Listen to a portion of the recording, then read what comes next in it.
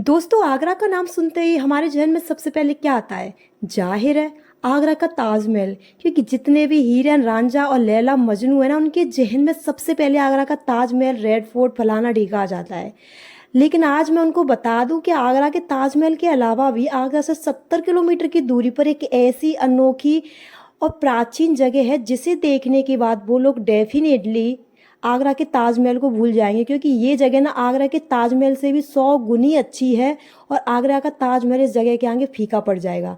तो राधे राधे मेरे प्यारे दोस्तों, आप सबका मेरे ब्लॉग में फिर से स्वागत है। तो दोस्तों, आज मैं अपने ब्लॉग में लेकर आई हूँ आपको ऐसी जगह जहाँ देखने के बाद आप अपना सब कुछ भूल जाओगे, सिर्फ शांति होगी मन में। ये जो जगह है वो इतनी पवित्र है कि इसको ना मिनी वाराणसी कहा जाता है। यहाँ आप जाओगे ना तो जैसे ही यमुना नदी के इस जल को देखोगे ना तो आपके मन में एकदम शांति हो जाएगी। क्योंकि ये यमुना नदी वो अपने आप में बहुत ज़्यादा मायने रखती है, और इसकी सबसे ख़ास बात ये है कि जितनी भी नदियाँ हैं सब एक ही दिशा में बहती है, लेकिन ये यू टर्न लिया है इसने, उल्टी दिशा में बहती है। और सबसे बड़ी ख़ास बात ये है कि इस नदी के किनारे एक नहीं, दो नहीं, बल्कि पूरे 101 शिवलिंग मतलब मंदिर बने हुए हैं। अब हम जानते हैं कि जो बटेश्वर, उसका बटेश्वर नाम क्यों पड़ा? तो बटेश्वर भगवान शिव का एक बटेश्वर नाम का स्वरूप है, इसी के ऊपर इसका नाम बटेश्वर रखा गया था। और जो यहाँ पे बटेश्वर धाम का जो मंदिर है शिव का, वो ना कहा जाता है भगवान के ज़माने का मंदिर है, प्राचीन। आप देख सकते हो ये वहाँ तक जितने भी घाट हैं, ये घाट किसी राजा ने बनवाए थे, उसकी कोई मनोकामना पूरी हो गई थी। कहा जाता है, इसकी प्रथा है कि जो राजा था उसके पास लड़कियां थी, मतलब पुत्री थी, पुत्र नहीं था। तो उसने कहा कि अगर मैं इस यमुना नदी में अपनी इस पुत्री को स्नान कराऊं तो मेरा पुत्र बन जाए, तो मैं यहाँ पे 101 मंदिर की स्थापना कराऊंगा।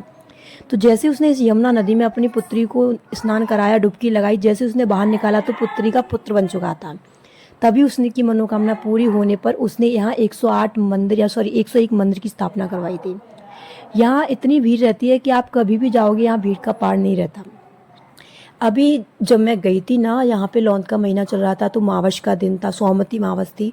तो नज़दीक के लोग तो पता नहीं कब के आके बैठ गए। मैं गई थी 6:30 बजे। सोचो 6:30 बजे इतनी भीड़ है, भीड़ इतनी है, तो सोचिए कि दिन में कितनी भीड़ रहती होगी। मैंने पूजा की थी लाइन में लग के, उनके बाद तो इतनी भीड़ थी कि गेट तक आपको लाइन लगानी होगी, इतनी भीड़ कि वहाँ मुझे नहीं लगता कि 3 बजे तक नंबर आ जाए। यहाँ थे नंदी बाबा, कहा जाता है कि इनके कान में कुछ भी बोलो ये भगवान शिव को बता देते हो, मनोकामना पूरी हो जाती है।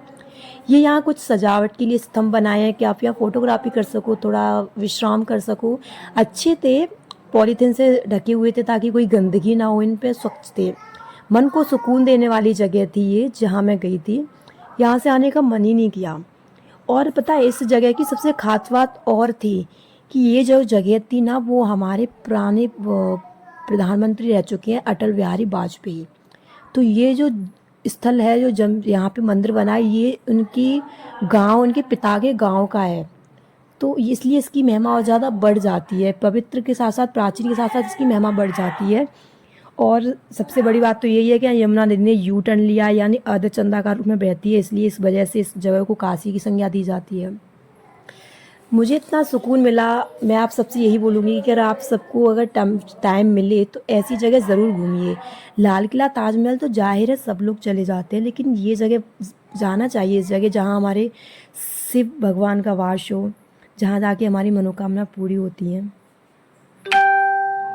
और एक और ख़ास बात, अगर अभी तो आप यहाँ पे गए तो इतनी भीड़ है, अगर कार्तिक माह यानी अक्टूबर नवंबर के समथिंग जाओगे ना, तो बटेश्वर का सबसे बड़ा पशु मेला लगता है।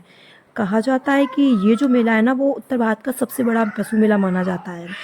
तो दोस्तों, अभी तो यहाँ कोई मेला वेला नहीं था, बस शाम नॉर्मल था जो गेट पे था।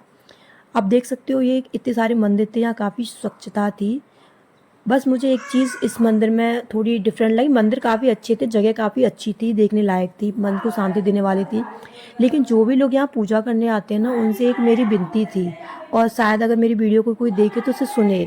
इसी मंदिर पे नहीं बल्कि हर मंदिर पे हमें इस चीज़ का ध्यान रखना चाहिए। दोस्तों, कैसा लगा यहाँ पे जो आगरा का ये बेलपत्तर छुपा हुआ थे, खजाना? जो हम पूजा की कमेंट में सामग्री जरूर खरीद रहे थे, बताइएगा, और उनको लोग एक बार पैरों यहाँ तले रौंद रहे विजिट थे, तो इससे कीजिएगा। अच्छा छड़ाए ना, तो जल्द मिलते हैं चढ़ा आपको दे अपने बस इसे। नेक्स्ट ब्लॉग में। अगर तब मेरी तक ये वीडियो बाय अच्छी लगी बाय। तो लाइक कमेंट कमेंट करना शेयर मत जरूर भूलिएगा करें। कि राधे आपको यहाँ राधे, बर्थडे मिलते हैं आपको शुभकामना अपने भेजना नेक्स्ट कैसा ब्लॉग लगा। में।